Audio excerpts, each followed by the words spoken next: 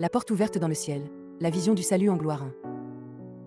Le plan du salut révélé dans le Nouveau Testament Apocalypse 4h1. Après cela, je regardai, et voici, une porte était ouverte dans le ciel, et la voix que j'avais entendue, comme le son d'une trompette, dit « Monte ici, et je te montrerai ce qui doit arriver dans la suite. » Le Nouveau Testament déploie devant nous le plan du salut de Dieu pour le monde.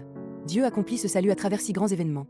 L'incarnation du Fils de Dieu, Jésus-Christ, première venue, la mort expiatoire de Jésus sur la croix, la résurrection, l'ascension, Jésus assis à la droite de Dieu, et l'envoi du Saint-Esprit dans la gloire, le retour glorieux de Christ, la création du monde nouveau et le jugement de l'Ancien. Les chapitres 4 et 5 de l'Apocalypse décrivent précisément le 4e événement, le Christ glorifié dans le ciel.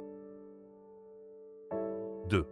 Le Christ glorifié agit par le Saint-Esprit. Apocalypse 4h2. Aussitôt, je fus saisi par l'Esprit. Et voici, il y avait un trône dans le ciel, et sur ce trône quelqu'un était assis. Le Christ dans la gloire n'est pas éloigné des réalités terrestres. Au contraire, en envoyant le Saint-Esprit avec le Père, il agit désormais sans les limitations de l'incarnation. Jean 16h7. Il vous est avantageux que je m'en aille. Car si je ne m'en vais pas, le Consolateur ne viendra pas vers vous. Mais si je m'en vais, je vous l'enverrai. Ainsi, Jésus agit aujourd'hui, par le Saint-Esprit, d'une manière plus vaste et universelle. C'est pourquoi, si nous sommes ses disciples, nous devons vivre dans une dépendance constante du Saint-Esprit. Pas seulement lors du culte ou pendant la méditation, mais à chaque instant. Et cela est impossible par nos propres forces. Seule la grâce du Saint-Esprit en nous rend cette vie possible. 3. Le trône céleste, le jugement est notre responsabilité. L'apôtre Jean avait déjà contemplé une vision glorieuse du Christ, Apocalypse 1, 9-20. Puis il reçoit le message pour les 7 églises, Apocalypse 2, 3. Dans les chapitres 4 et 5, il voit maintenant Dieu sur son trône et l'agneau immolé, Jésus-Christ, recevant l'adoration céleste. Les jugements décrits ensuite, chapitres 6, 16, sceaux, trompettes, coupes et les visions finales, chapitres 17, 22, procèdent de ce trône céleste. Dieu a envoyé Jésus et le Saint-Esprit pour sauver le monde, cf.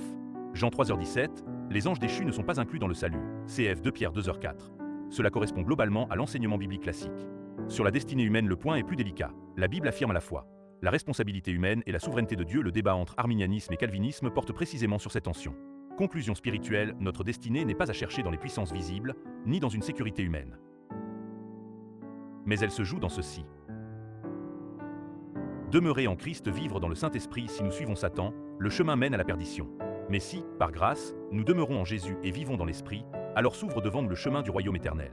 Dans la tradition réformée, nous confessons, si nous choisissons ce chemin, c'est entièrement par la grâce de Dieu. Ainsi, il n'y a aucune place pour l'orgueil, mais seulement pour la louange. Que toute gloire soit rendue au Saint-Esprit qui touche nos cœurs et nous conduit vers ce salut. Et Dieu, qui reçoit cette louange, répand encore davantage sa grâce sur nos vies.